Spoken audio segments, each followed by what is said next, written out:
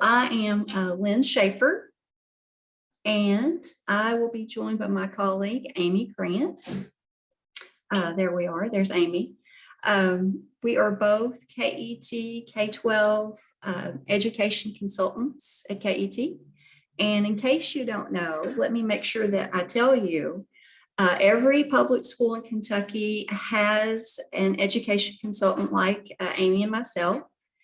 We are technically broken into regions. So I cover the northeast portion of the state, and Amy is in the western region in the green part there on the map. But you can go to our website and the web address is listed there for you. And if you are outside of our particular areas, then you can find who your consultant is. We all help one another though, and we're always happy to help anyone regardless of where they are in the state. So please share, let folks know that we're here to assist. We do workshops, a lot of those now online. We have lots of great free educational instructional resources, and we're just here to assist. So today I am going to be talking to you and Amy as well, mostly about the Young Writers Contest. It's something that we do annually. It's one I think I can say safely for all, I could speak for all my colleagues. It's one that we love to do. It's a project that is a favorite. And that's because we get to work closely with teachers and students, and we get to see what our students out there can create. So traditionally, the contest has had most recently the three categories that you see there: the illustrated short story, the short story, and the poetry category, which was the last one to be added. However, big news, we have widened those age categories this year. So if you'll see there, the illustrated short story, we have widened it to include pre-K students. So our youngest students, creators, can now get in on the fun and share what they're creating in our contests. We're really excited about that. And we've also, on the other end of the spectrum, we have added allowing students to go all the way up to grade 12 or seniors in high school. So we wanted to give students more creative freedom, and we've had a few requests for that recently, and so here it is. You asked for it, you got it. Short story and poetry, those categories start with grade kindergarten, K, and also go all the way up to seniors in high school. Now, we're going to have a little fun with you and not tell you yet what our new category for this year. We're unveiling it today officially, but we're going to tease you a little longer with that, but more on that to come. The deadline for the contest, which is ongoing now, is April 15th, and students can enter in more than one category, but it's one entry per student per category. Prizes. So what you should know is we like to recognize as many students as we can, and every student who enters in the contest will get a certificate with their name on it. And then all winning or selected entries will be published on our website. First place is a $100 gift card. Second is a $50 gift card. And third place is a $25 gift card.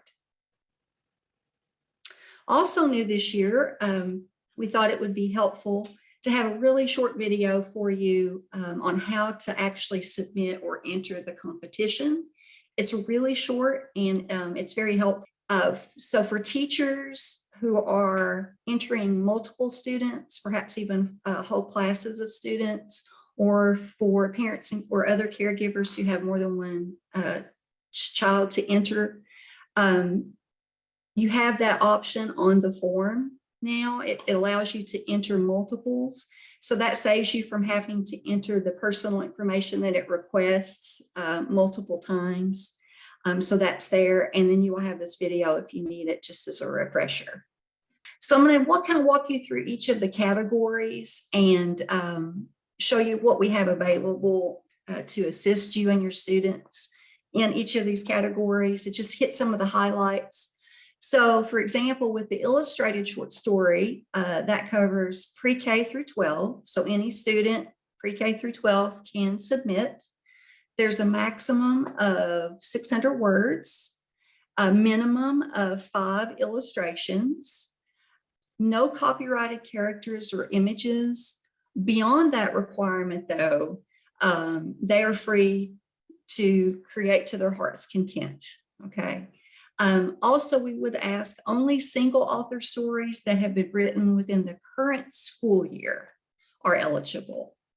And you can see there on your screen, we have images of the full guidelines for you that you will see on the contest website. So this is not an exclusive list. This is not a final list, but that's the highlights. Usually folks ask us about the word count, the illustrations, and so forth. Also on the right side, next to the guidelines, is the rubric.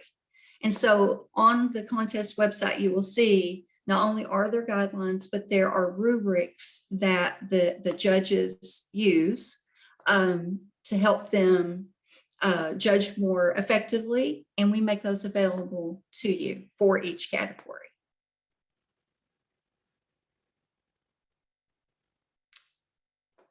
So also in each category, we're going to do some fun things today. We're going to do an activity here and there that you might like to use with your students, or maybe it'll give you an idea of something else that you might want to build on or add to. Also, we have a folder of resources that we have put together for you for all of the categories in the contest. And these come from PBS Learning Media. Most of you probably have used Learning Media. If you haven't, just very quickly, it is a repository of lots and lots of multimedia instructional materials that you and your students can use. And I'm going to click here on my folder and take us in for a second. So this is the folder that I created for you. Now, if you use Learning Media as a teacher, you can also create your own folders. You can favorite resources. You can put them in folders that you create. There's no limit. There are lots of great things that you will see when you go in. And I'm going to highlight one in just a second, but I'm going to click on one so that you can quickly see. It will tell you if the resource comes from a collection of larger resources, it will be listed there under the main title. Also, if you use Google Classroom and you want to share that particular resource, you can easily do that. So it's integrated with Google Classroom. You can share easily with students, build a lesson. You can share on social media. And this is where you would favorite or bookmark essentially the resource so that you can find it later. Most of the resources in Learning Media will also have these really great materials, support materials for teachers, and many times also for use with students. So here, for example, there are discussion questions that you can use with your class. Let me go back. And I've got this particular video that I'd like to show you. It's from a KET created collection called Everyday Learning. And Everyday Learning covers many, many subjects, including math and science and art. And this is one called Look Into My Eyes. And we want to show you a bit of this. Actually, I think the whole thing. And then we'll talk to you about how you could use that with your students. And we'll do a fun activity next. And while she's doing that, I will jump in and say that the reason we pulled out this specific resource among the many great resources in learning media, particularly in that everyday learning collection, is we wanted a resource that really tied to that illustrated story category. So kids, especially our early learners, are typically fabulous at writing stories. They love to write, they love to illustrate, but we wanted them to be able to take it just a step further. So when we're talking about illustrations, and particularly the people that they're drawing, and we can sort of tie this into an SEL, socio-emotional learning connection. When they're drawing those characters, if we say we want to see that emotion of, is this character happy? Is it sad? Typically they do that by drawing the mouth. They draw the mouth curved upwards if it's a happy moment, and they draw it curved down if it's a sad moment. And so what we really want kids to do is take that one step further in their illustrations. And that's what you'll see in this resource as Lynn plays it. But it's really about looking at those faces, those characters that they're creating, and whatever they're supposed to be feeling, not just showing it with the mouth, which is typical, but taking it one step further with those eyes. And I'll stop talking now so we can watch that clip. Oh, that was a great explanation. Thank you, Amy. Okay, I think I hit the right button. Let's find out.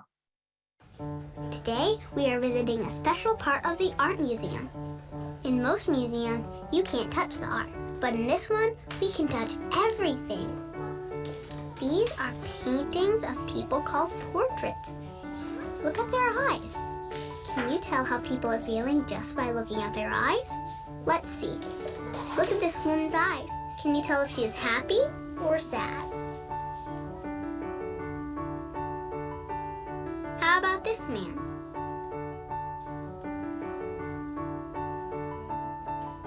Or this girl?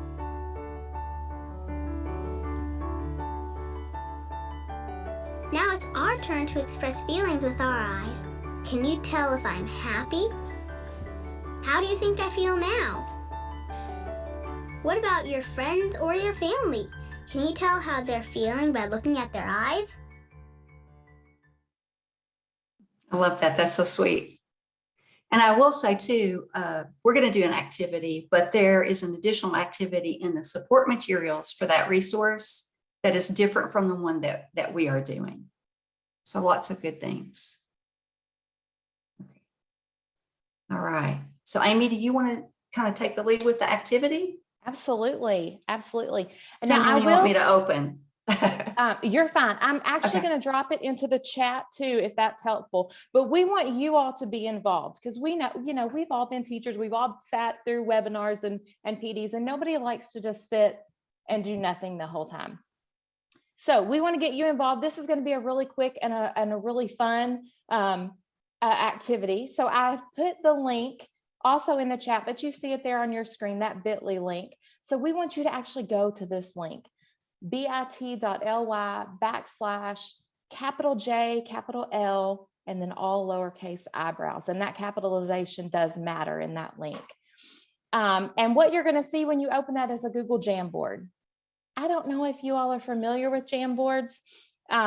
It's essentially just a slide, and you all are going to be able to draw on this slide. And this is actually an activity from an author friend that we have at KET. His name is Jarrett Lerner, and we'll talk about him a little bit more later. Dun, dun, dun, a little surprise later. But he allowed us to use this for a variety of reasons, but we love this activity. It ties so well in with the example from the Everyday Learning collection that we just looked at, talking about showing emotions and showing, what that character may be thinking or feeling based on more than just that happy face or that sad face. So what we want you to do when you get to this link, we want you to find that pen tool on the left-hand side.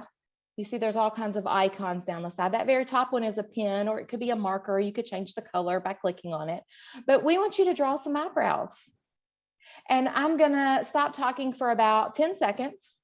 I have no wait time. I'm awful. It's one thing I've always struggled with. I'm gonna give you about 10 seconds to draw some eyebrows on some of these faces. So.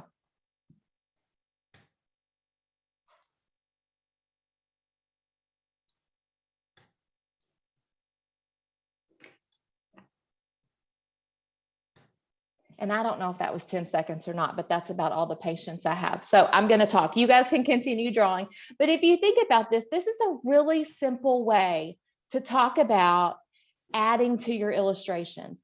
It's not difficult. It takes about 6 seconds. And it could be something as simple as this is an actual template that Jarrett Lerner has on his website. And you can see that website down there on the bottom of his worksheet. So this is something you could pull into Google Slides, or you could pull into Jamboard and have it as maybe a bell ringer or maybe an class opening during your family time. Or for a non-technology, maybe it's a printout that each kid has their own and they get to do as many of these eyebrows as they want. Or if you're in early childhood and you prefer for your students to physically, with a crayon or a pencil, draw their own face. And then, use feathers or pom-poms or blades of grass or whatever it is to make eyebrows that way. We're just wanting students to really explore, diving a little deeper into their illustrations and really making that social emotional connection with those emotions. And how do we see those emotions? It's not always just the mouth, but there are other telltale signs like those eyebrows. All right, so I know you all are having a blast. Thank you all for participating. That was wonderful. Now I am actually going to hand it back over to Lynn. Thank you, Amy. And thanks, everybody. We really do appreciate your participation. I always like to participate in some way, if possible, during a workshop. So we assume that you would as well. So thank you for indulging us. And I really do like Amy was saying, that you can take this idea and you can use it in any way that's easiest or most convenient for you and your students. And that's what we like. We like to offer things that make it easier for you, because heaven knows that's a good thing for any of us, especially educators. So thank you. So let me click here. The next category that we have is short story. And that covers K through 12 students. Between 400 and 1,200 words. And again, we don't want any characters that are copyrighted. Copyrighted names aren't allowed. So the characters should be original creations. And that's usually not an issue for the kids because they have a ton of creativity and imagination. If the piece is nonfiction or partially nonfiction and some resources have been consulted, then they should include a list of that with their piece. Again, only single author stories written in the current school year would be accepted. And you can see the guidelines there for you, as well as the short story rubric. We also try to give you a little definition to define the categories, which we've included there as well. And then let me show you first just a few things. I'm not going to go through everything in the learning media resources that I put together for you. But yes, I want to show you this one. And I know we have a lot of educators of very young children. So I was mindful of that when I was picking some of these examples. But please know that if you work with older students or you have older kids in your home and you want to work with them, the resources run the gamut of ages and grade levels. Let me show you this one. It's called Show Not Tell. And as a former English instructor, how many times did I say show not tell? But I thought that this little video was just so helpful in illustrating the idea. And it comes from the collection called Camp TV. By the way, notice that the educational standards are listed if you want to read those. And a lot of the videos are permitted use would be to stream it, and in some cases download it and share it. And if KET creates the video, we always allow that. So if you have trouble with your technology and you're wanting to show a video, you can download it and then show it. Okay, let me share this one with you. I'm just going to show a portion of this one. It's a little longer. You took the words right out of my mouth. Right on. Welcome to Story Pirates Present Show Not Tell. I'm Lauren, and today we are going to practice showing, not telling, using a setting, or where the story takes place. One great way to add a lot of details to your setting is using your 5 senses. So we'll be thinking about, what does the setting look like, sound like, smell like, feel like, and even taste like. Let's see an example. The park is nice.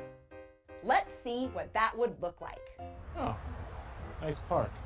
Well, that was disappointing. I just told you the park was nice. I didn't show you any details. What does nice even mean? Let's add some details using our 5 senses. In the park, the sun is shining, reflecting brightly off the slide. You can hear birds chirping, bees buzzing, and the sound of children laughing. The smell of spring flowers is in the air, and the ice cream from the ice cream truck is delicious. The cool breeze is everywhere. Let's see that. Ah, what a beautiful day in the park. The sun is shining, the flowers smell great. Ah, the kids are playing outside, the ice cream tastes delicious. Ah, I love it here. So much better. Didn't it feel like you were really there? Let's try one. Okay, so you kind of get the idea. And the Camp TV collection, I have to say, I would recommend it. It's really, really good. Let's see. All right. Oh, I'm sorry about that. So I want to show you another video or a small portion of it. So Sarah Giles is this just uber creative, wonderful person that we have recently come to know. And we will talk more about her later too. What can we be talking? What we're hinting. Okay. And she does some wonderful things, creative things with students that she works with. She travels around the country and goes to classes whenever possible. And this is one of the things that she shares, puts out there for us. And it's really a great idea, how to generate ideas, or what she says, how to trap ideas. So let me show you a little of Sarah's video. This video lesson is coming to you from the Idea Lab. Parents and teachers can use this code to get optional study materials that go with this video.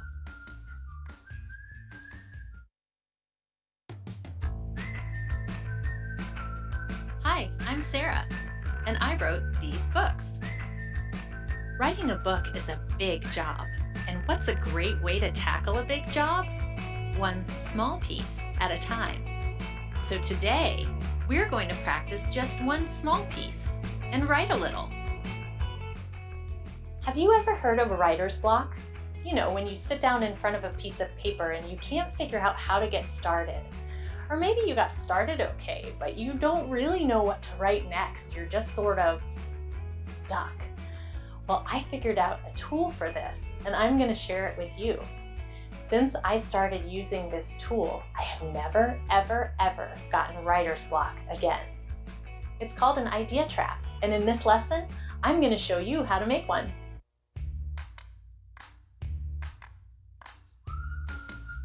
Let's talk about ideas for a minute. Have you ever noticed how ideas sometimes just pop into your head until someone asks you to choose something to write about, and then nothing? That's where the idea trap comes in. Instead of trying to force your brain to come up with a new idea right now, you can start capturing ideas the time that you naturally get them. So whenever you have a new idea, you can write it down in your idea trap and save it for later. Then, the next time you're stuck and don't know what to write about, you've got a bank of great ideas that you've been thinking up all along the way. You can just grab whichever idea seems the most fitting to the task and start writing. This tool has totally saved me more than a couple times. And now on to your activity for today. Write a little about one new idea. Your idea can be anything: a character name, a song idea, a pair of funny rhyming words, a new ice cream flavor. Whatever pops into your head, try. Okay, so Sarah is really great about she has very colorful graphics, and you can just tell she's just a creative person, and she naturally knows how to talk to kids and work well with them. And so those resources are available to you, and we'll be sharing some of that later as well. But we would like to ask you to see if you can generate some of your own ideas with this really cool idea called round robin writing. And Amy, I think you're going to do that one. If you can switch over there. Yes, so sorry. I Okay. just put it, well, I dropped it, but it didn't come out Oh. correctly in Oh, the chat, but I'll do it again in just a second. But yeah, the other thing we want to say is, you know, as a mom and as a teacher, I cannot count the number of times either my kids or former students have come and said, oh, I don't know what to write about. What should I draw? What should I write about? Well, hopefully we can take this idea of this idea trap or this story trap and sort of mold it to your classroom. Does it have to be in her video? She goes on to create a notebook where they take paper and they punch holes and use, you know, an old cereal box as a cover. You could do that, absolutely, but does it have to look like that?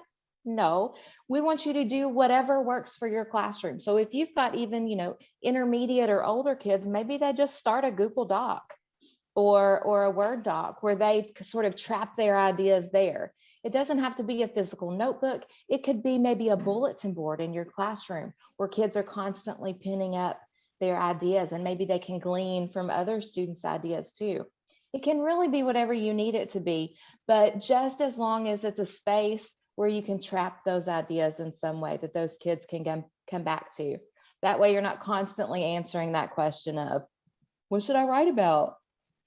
And another way to sort of explore and stretch kids' creativity when it comes to that short story category and writing short stories especially is something you may have done in your classroom before called round robin writing. And it's sort of the idea of a story starter. And then each student adds a little piece to the story. And so what we've done, we've started a Google Doc, and I will put that link correctly back into the chat. We want you to join this document and help write a story with us.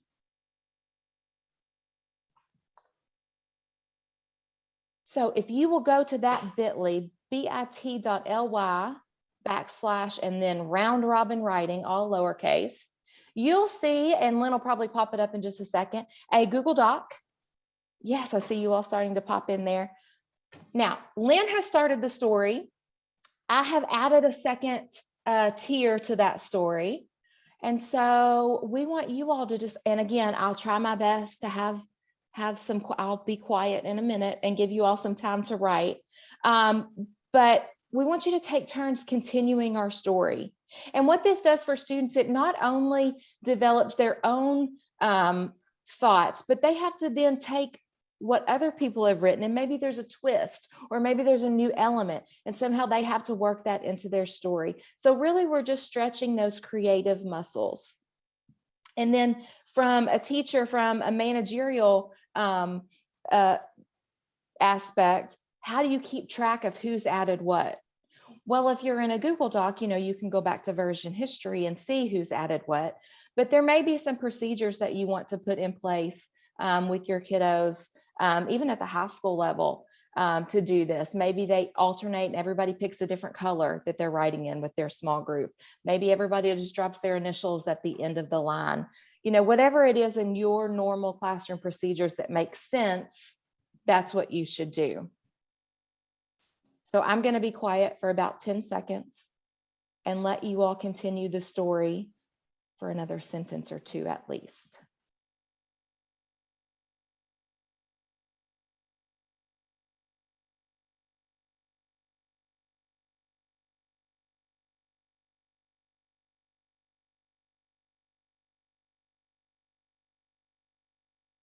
And Sarah, while we're writing, I'm going to answer your question about how strict is the upper word count for the short story category. You know, we have that word count there to sort of be creatively constricting on students. We want them to have enough room to write their story. But we also want to constrict them to be able to make sometimes those hard choices and what they need to include and what they can maybe chuck out of their story. But I will say it's not a hard and fast, if the limit is 1200 and you hit 1201, we're not going to automatically throw you out. If you're a few words over, we've talked about this with our judges, they would much rather you be a couple of words over that limit rather than your story sort of dropping off at the end and ending very abruptly. If it takes you 12 more words to get that story ended in a nice rounded out way, take those 12 extra words and do that. So not hard and fast, but you do need to be pretty close to that upper limit.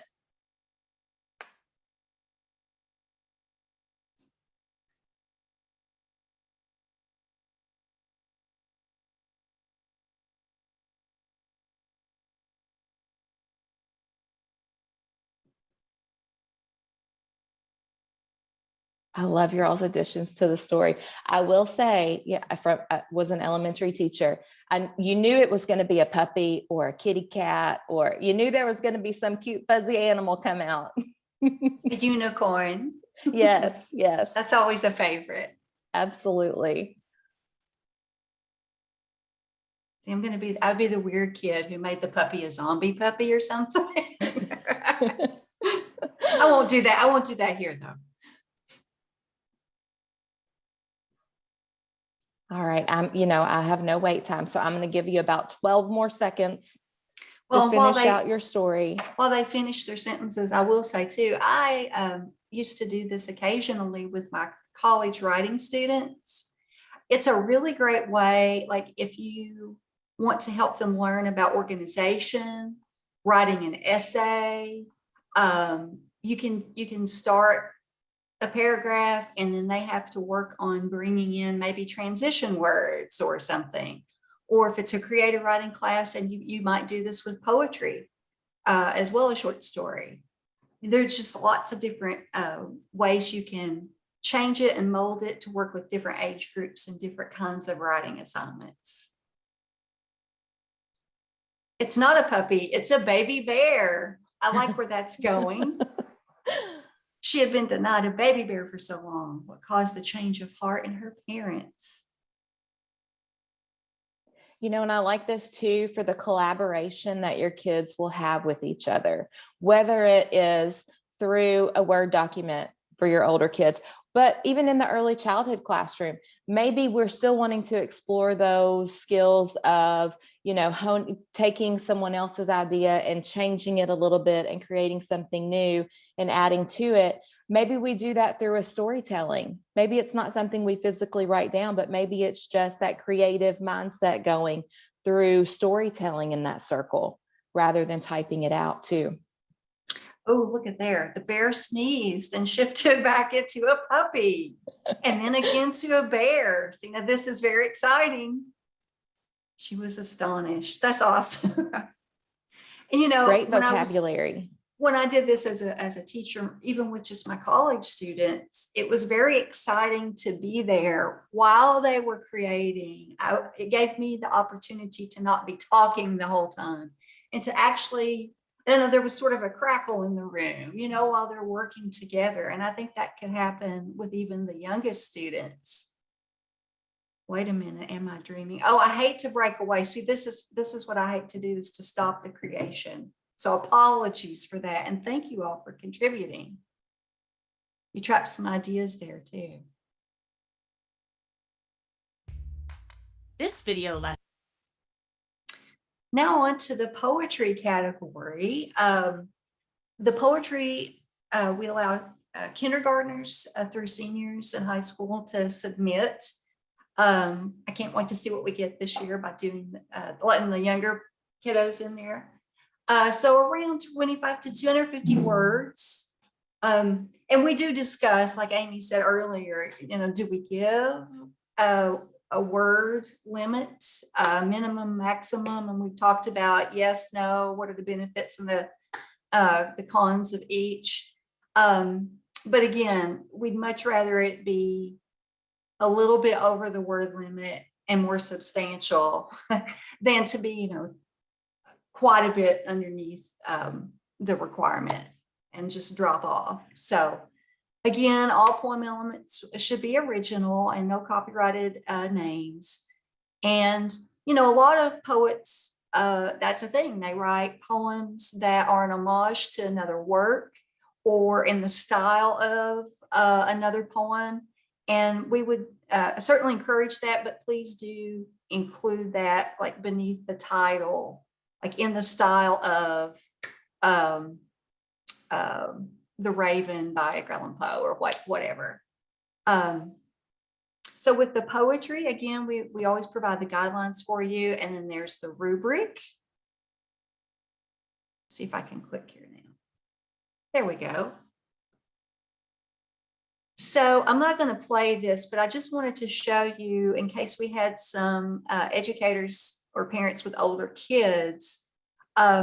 This was really interesting to me. Write a New Year's poem, a New Year poem, inspired by Amanda Gorman's New Days lyric. And that comes from the PBS NewsHour Classroom collection. You'll notice that there are support materials that you can use with students. And then there's some background. And so you may recall, I'm sure that Amanda Gorman, she was the poet who read her own poem, The Hill We Climb, at President Joe Biden's inauguration. And boy, her career has taken off and done wonderful things for poetry too. So she wrote a New Days lyric poem, and you can click the link and feel free to come back to this. This is in the folder, of course. And she performs her poem, which they include the words to. And then they provide activities so that the older students can go in and write their own New Year's poem, which is suggested grades 6 through 12. So that's something I thought was really current and relevant and new and interesting for older students. Go back. But first I want to show you this little poem. This is from the Between the Lions series, grades pre-K through 2nd grade, and it's called Ode to the Washing Machine. Here's to your spin, your soap-sud song, your rumble and whirl and twirl along. Swish, swish, swish, swirl and spin, a tub of tumbling safety pins, and jeans and socks, and nickels that knock their silver song in the whirling drum of your belly. Twist, tub, twist, do the twist. Give the socks a soapy kiss. Scrub our jeans good and clean. Yellow the yellows, green up the greens. Bubble, bubble along. Here's to your spin, your soap-sud song. It's a lovely poem. And you know, what you could do with this as well is as the poem is going along here, you could pause and you could teach a lesson about rhyme. Like, so what, you know, the last word, song, and then along, and talk about how those two words sound alike. So there's lots of ways you could use these little poems. And I love that the words are on the screen. And the animations, there's a lot of these poems that are animated. You can see under, you may also like here. Just really well done. But now I showed you the ode for a reason. Okay. I want to show you one more ode. This one is not animated. This would be for older students. This is my favorite ode. And in fact, this is one of my favorite, top 10 favorite poems ever. It's Near Perfection. Now you can see it's by Elizabeth Bishop and it's very long. So obviously I am not going to read that entire poem, but I want to show you a little piece of it. And what I'd like to call your attention to here, which is something that you could do with students, to have them put on their looking closely eyes and look at something very carefully and maybe in a new way. And that's what Bishop does here. Let me just read a portion of it. You can see it and read along with me. I caught a tremendous fish and held him beside the boat, half out of water with my hook fast in the corner of his mouth. He didn't fight. He hadn't fought at all. He hung a grunting weight, battered and venerable and homely. Here and there, his brown skin hung in strips like ancient wallpaper, and its pattern of darker brown was like wallpaper, shapes like full-blown roses stained and lost through age. He was speckled with barnacles, fine rosettes of lime, and infested with tiny white sea lice, and underneath 2 or 3 rags of green weed hung down, while his gills were breathing in the terrible oxygen, the frightening gills, fresh and crisp with blood, that can cut so badly. I thought of the coarse white flesh packed in like feathers, the big bones and the little bones, the dramatic reds and blacks of his shiny entrails, and the pink swim bladder like a big peony. And then she looks closer into his eyes, and the poem continues. By the way, and Amy, you tell me what they say. Quick guess. What do you think? How does this poem end?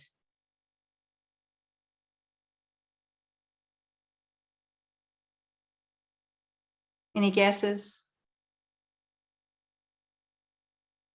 Does she cook the fish for dinner?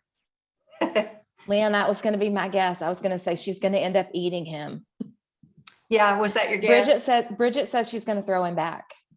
And she does.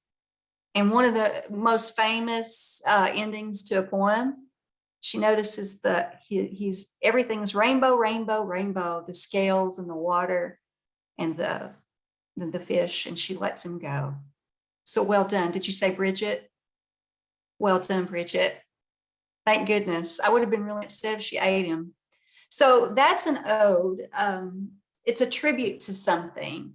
And so one thing that you can do with students to kind of help stir up that creativity that they've all got is to do something that I call the Bugly activity. That's a combination of the words beautiful and ugly. So Bugly. And we want to ask you to do a little writing, like you would ask maybe your students. And we could talk about ways, if we have more time, that you could do this with younger students as well. It certainly is doable. But we're going to give you some photos. In fact, let me go ahead and click over. Okay.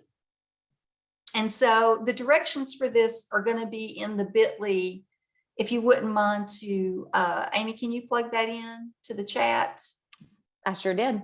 Oh, thank you so much. And the photos are there as well. So I'm going to click over to it as with you.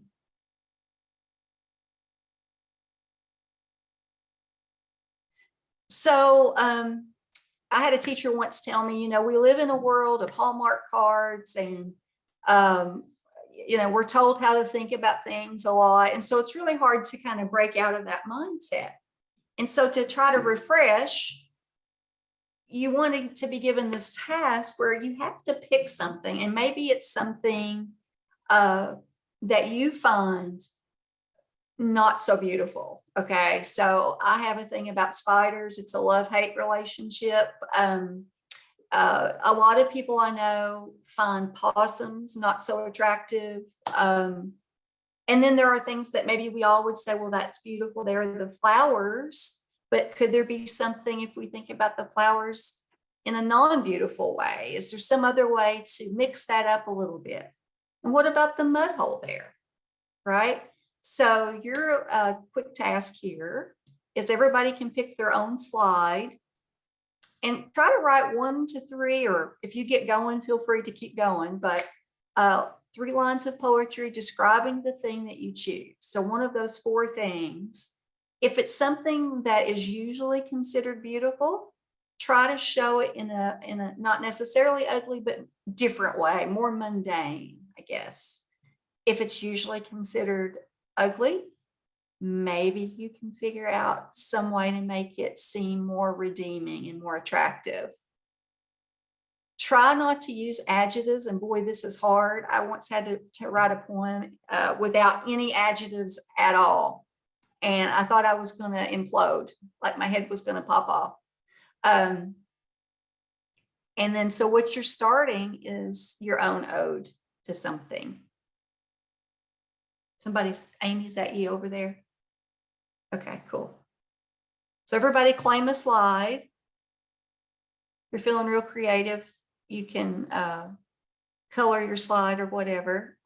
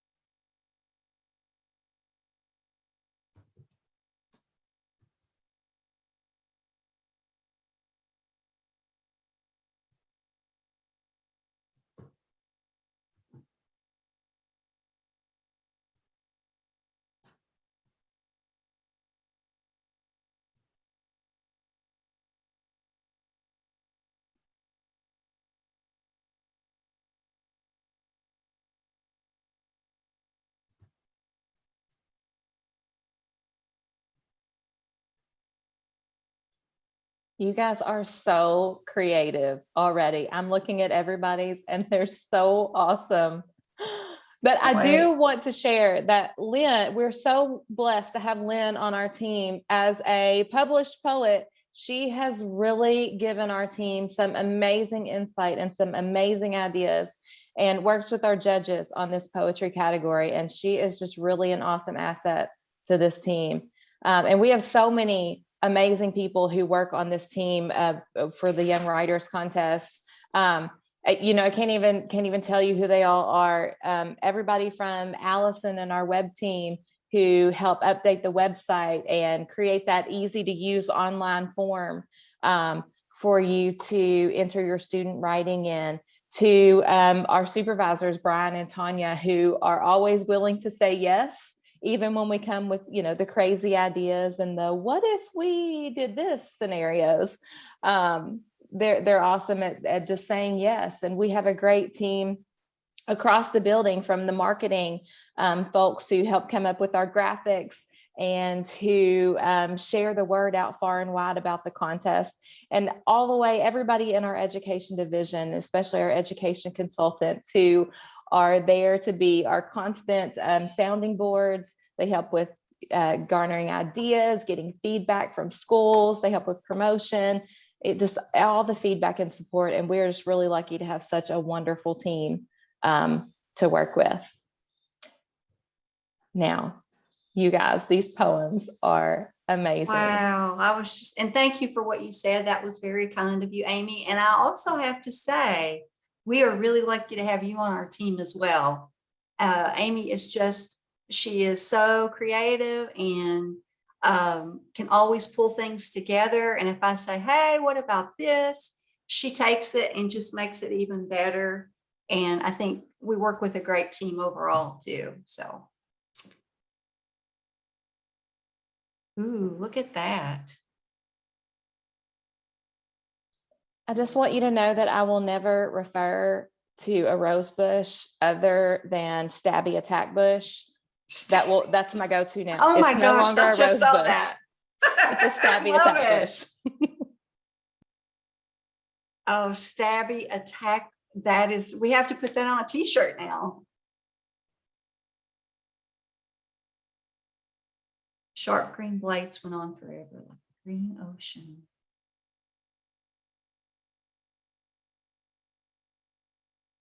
Oh yeah, the spider in the shower. I'm getting chills thinking about that.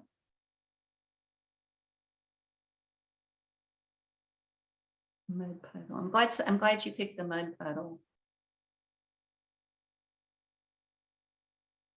Oh, the jumping spider. This is awesome, you guys. I don't see any other, I'm not sure, I'm assuming. Any other KET people writing poems here? I'm not sure. gonna have to track that down.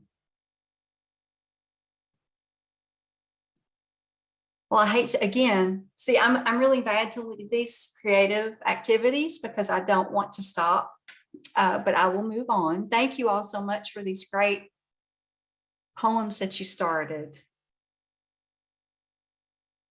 And so now, and you probably already saw, since, you know, my button snafu revealed it early. I hope no one was paying attention there for a second. Our new category is the graphic novel. We are super excited about this. We've actually had quite a few people over the last few years ask us, hey, I have students interested in comics and graphic novels. And so we have finally made it happen.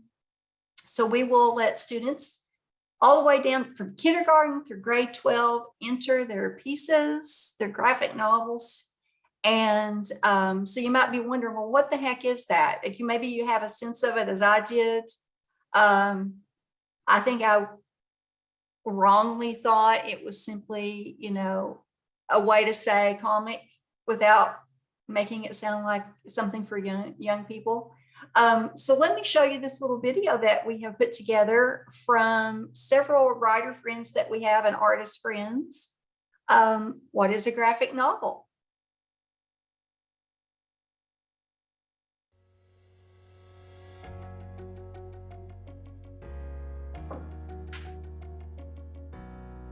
Graphic novels can be pretty much anything. It's this beautiful blend of comic books that can be fiction, nonfiction, fantasy, history, anything in between. When I was a kid, comics were mostly superhero or adventure stories, but now there are so many different stories being told using the language of comics. You have stories about friendship, you have stories about science and history, fiction, nonfiction. There's no limit to what type of story you can tell in a graphic novel format. Everything is possible in the world of graphic novels. Words and images are arranged together to tell a story or share an idea that neither could do on their own. Whereas comics, or you might hear a term, the medium of sequential art, which is to say using sequences of images to convey a narrative of some kind that usually, but not always, combines with words. By looking at panels of pictures in a row, you can see moment by moment what's happening in the story and what it looks like. I can put in a few words to show you what my characters are saying. I can even show you What my characters are thinking too. I think the power of imagination and storytelling is essential in graphic novels. Graphic novels are for everyone, and I love being a part of this world. No matter what type of story that you want to tell in your graphic novel, it will be special, it will be unique, and you are the best person to tell it. Oh, I think that's just, those definitions are so helpful, and they kind of make me excited. I hope it has the same effect on anyone who sees that. I want to write a graphic novel now. Quickly, I just want to show you, and I want to keep it short for time, but the graphic novel and illustrated short story. So I put those resources together since both they have some obvious similarities. One of the things, and I won't show a lot of this, but I do want to point out that we have a media arts toolkit, and one of the resources in our media arts toolkit is creating comics. And let me just show you a little tiny piece of this.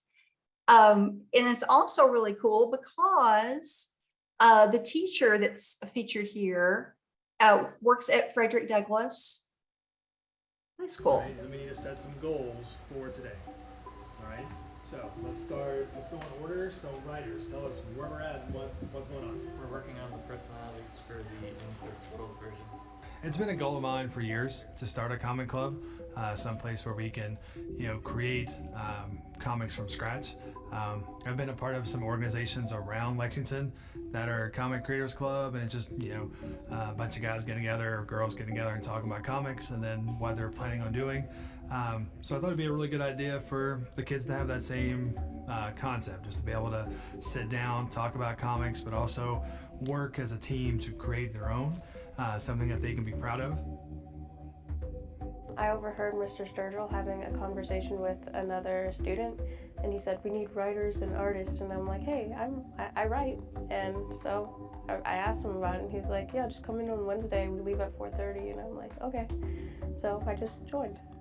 So initially, like first meeting, we got together and we started talking about, you know, what are comics and what do you need for comics. We talked about some writing styles and some artistic styles. We let the kids kind of play around with that a little bit. I wanted to see how the writers would write and what they would do. I gave them a specific format to write in, and then gave the artists some freedom, said here's a scene, and we kind of went with that. And then as they kind of evolved a little bit and we talked, we started finding who was the lead voices in the writings, and then those who would be doing some supplementary stuff. We found those who would be doing the lead art, and same concept with you know, if they weren't doing the lead, if they were good at inking or if they were good at coloring, then we kind of moved them around from there. So we gave them all those different jobs. And then the one who was you know, putting all of it together was talking amongst everybody and was kind of leading the way. We made her really into the editor of the whole thing, so she comes and goes and she works with this group and that group and makes sure everything gets done on time. Okay, so you can see it's a longer piece. And there are also some great support materials there for teachers, including an activity and even a project for creating a comic. But they are at Frederick Douglass High School in Fayette County. So I love seeing teachers working with students and then the students getting creative and working together.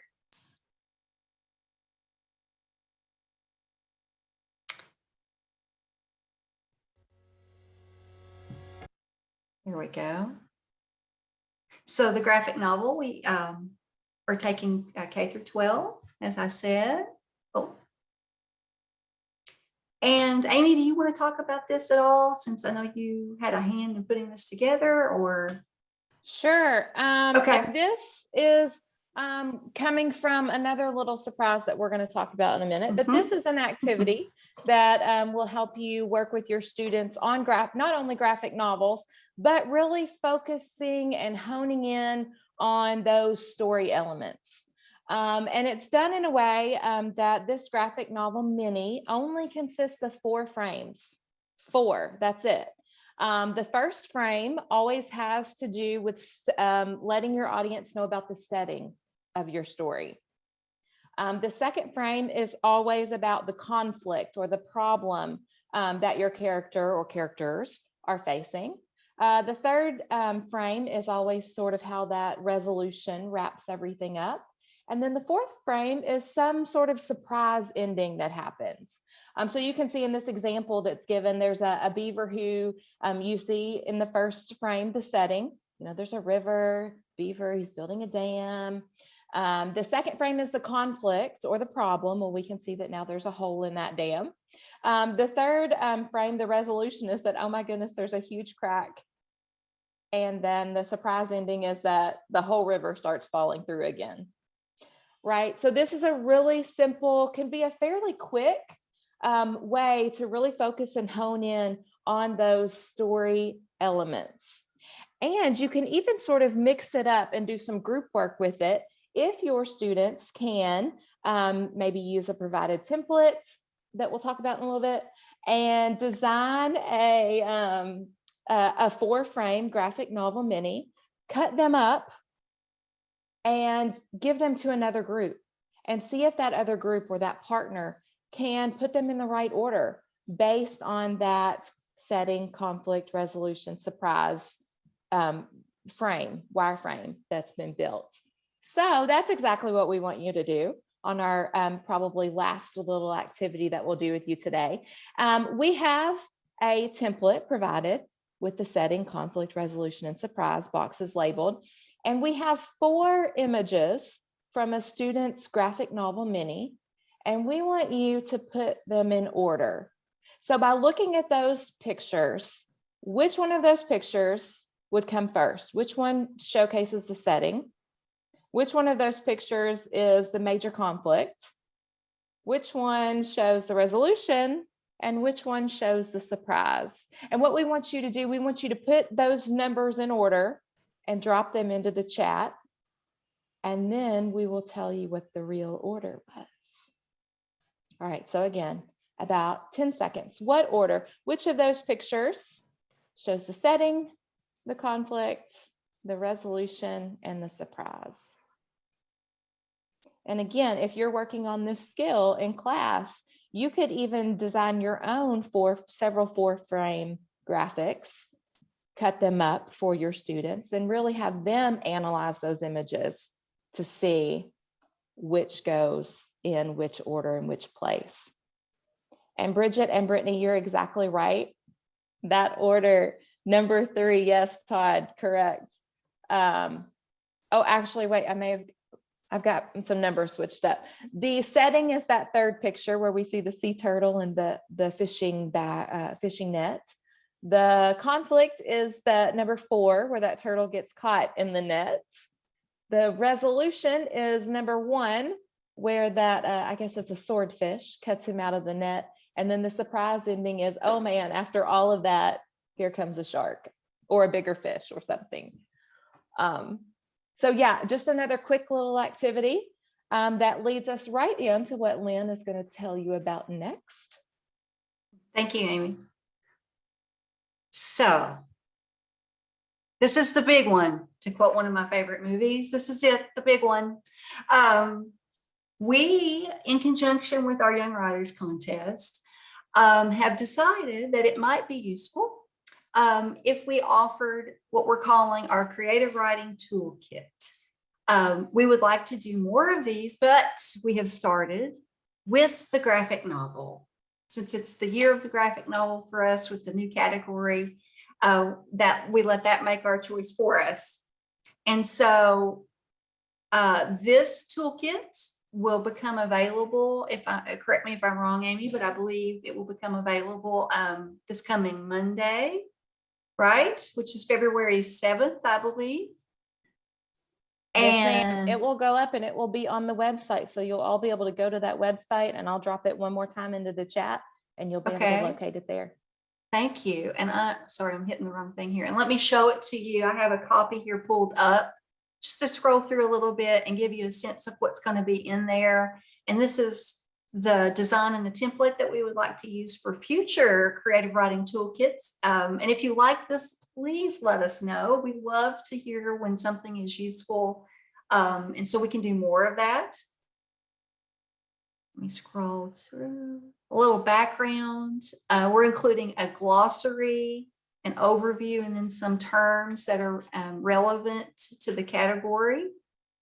Throughout, we're sprinkling in some contest tips. So of course you could use this away from the Young Writers Contest. It doesn't have to be in conjunction with the contest, but we thought that we would put in some tips for those who are wanting to use it in that way.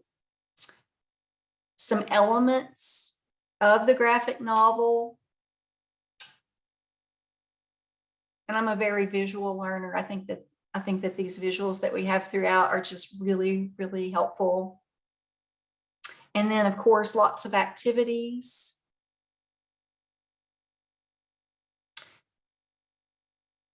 And more information, and something that we've been referring to throughout the webinar tonight is some of the writers that we've mentioned and the ones that you saw in the video talking about what is a graphic novel.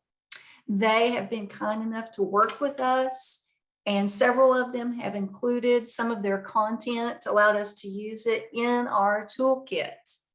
And this one is from Sarah Giles, and you can see her information there.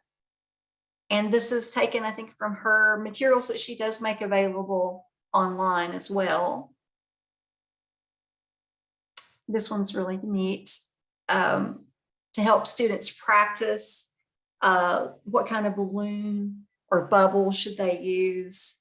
She gives them the panels and then says for them to draw the type of balloon or bubble that would go around the words in each of the panels. And students could even write their own or draw their own if they wished. And then this activity I really like.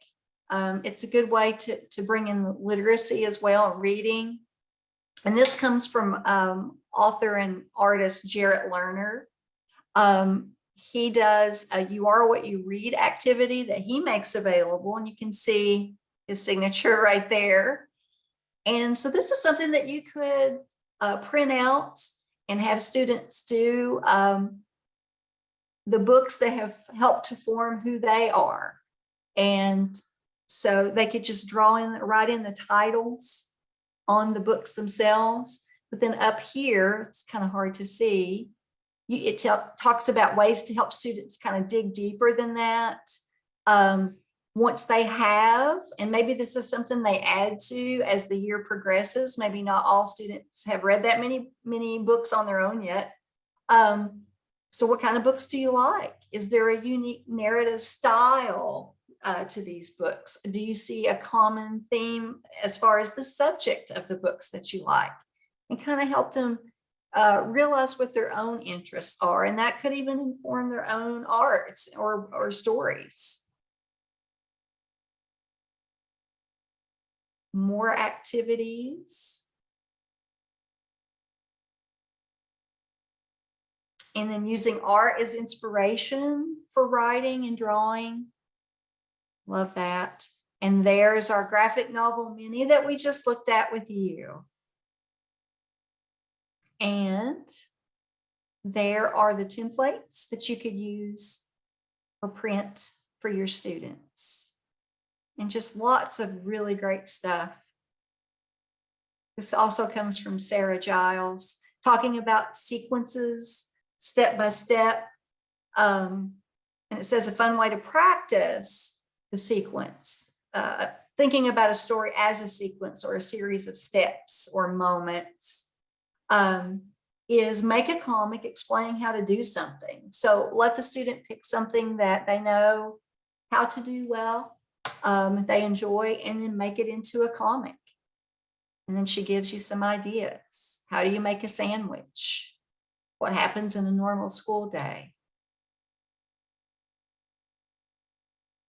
Just lots of wonderful things. And there's our Look Into My Eyes video that we shared with you earlier.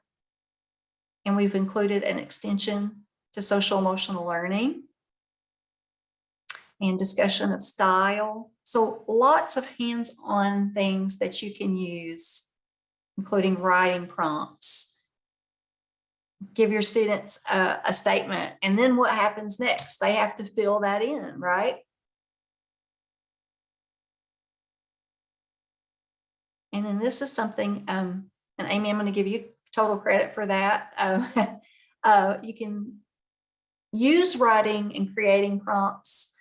I mean, and it is true. The great thing about that is it can happen on paper. Really, it can happen in many different ways. But if you are looking for a way to integrate some technology, or you have something that you've used and you'd like to explore it a little further with students, these are some ways that you can do that. And then these, we've included at the end the links to the different authors' websites. And you can find oodles of wonderful creative prompts and instructional materials there. All right, so that's our toolkit. Amy, what have I forgotten to say about that? You're muted. Sorry. I think you've covered it. We've tried to include things for all grade levels, for all ability levels, for all experience levels, and really just a way for teachers to introduce this new medium of writing that is, sort of taking the student world by storm. If you talk to some of the library media specialists in your buildings, I'm sure they're telling you that, graphic novels are really at the top of their order lists. And so we're really just trying to capitalize on that interest level. Okay, so we have still one more reveal for you. And we always say we're excited, but we really always are. We're just excited people. So our next, sorry, I hit the wrong button there. Our next reveal for you, we are having these very same people who have helped us with the Young Writers Contest and with extending it. They are going to be doing virtual visits.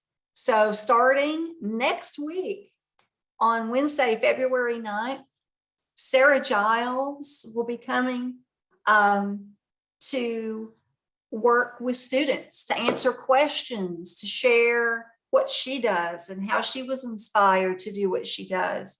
And so we've got 6 folks ready to come. They're all very excited as well. And what we've done too is each of the folks covers a different age range.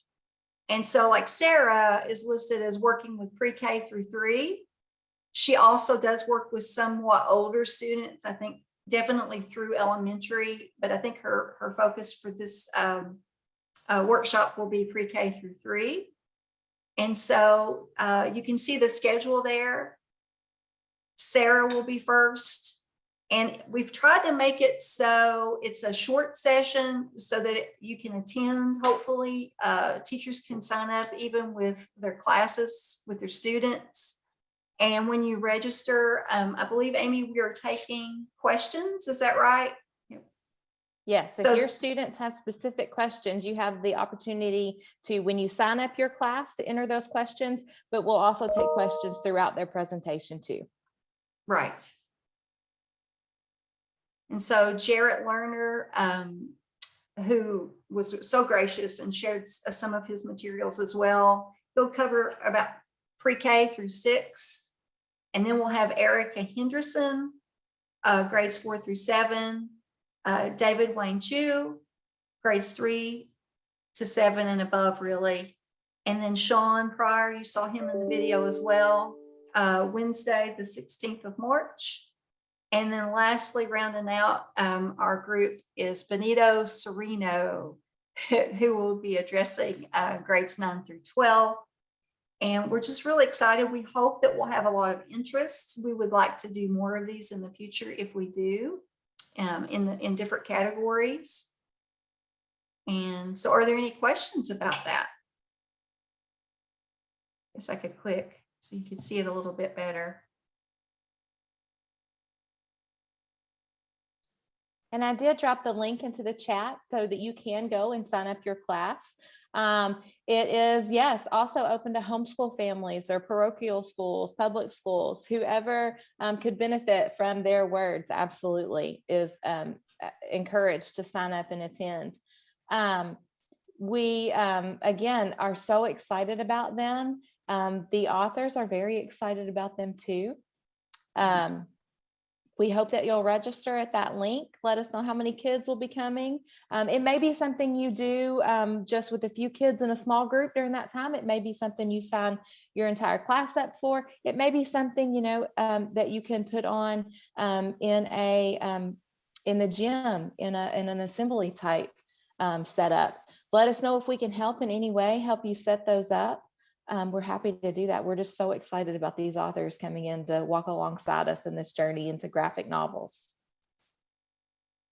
And that's really all we have. We wanted to make sure we left some time for any comments or questions that you might have that we haven't had a chance to cover yet. And there is the bit.ly. And I'm sure Amy has already dropped that into the chat as well. My email and Amy's are listed for you. Please don't hesitate to reach out. Feel free to share that with friends and colleagues you think might be interested.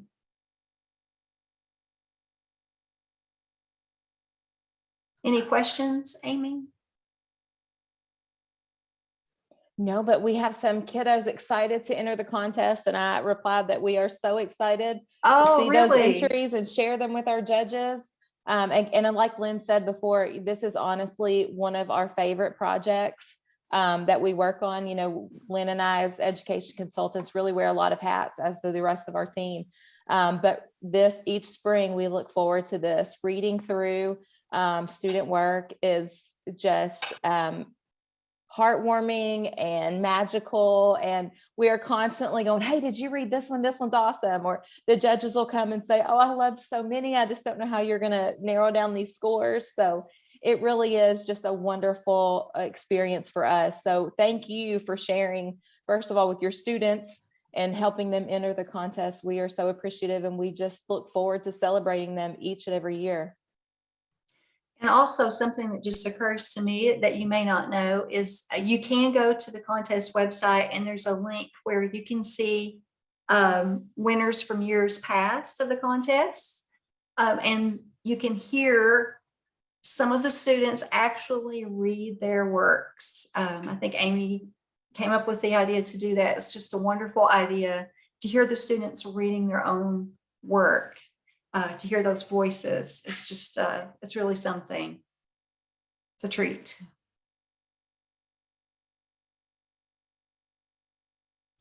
Well, I'm going to stop recording. And if there aren't any more questions, I just want to thank you for being here. We really appreciate that.